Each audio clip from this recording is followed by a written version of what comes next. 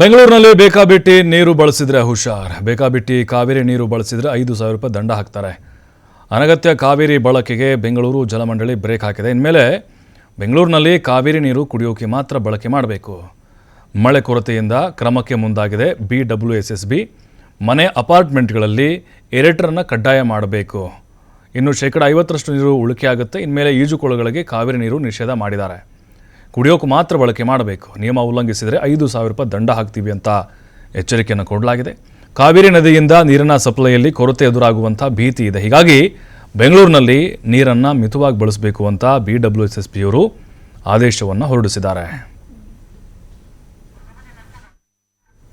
ನೋಡಿ, ಈಗ ಕಂಡಲ್ಲಿ ನಾವು ನೋಡ್ತಾ ಇದ್ದೀವಿ, ಬೆಂಗಳೂರಿನಲ್ಲಿ ಕಾವೇರಿ ನೀರು ಕೊರತೆ ಎದುರಾಗುತ್ತೆ. ಮುಂದಿನ ದಿನಗಳಲ್ಲಿ KRS ಕೂಡ ಬತ್ತಿ ಬರಿದಾಗಿತ್ತು. ಈಗೇನೋ ಸ್ವಲ್ಪ ಬಂದಿದೆ ಅಷ್ಟೇ.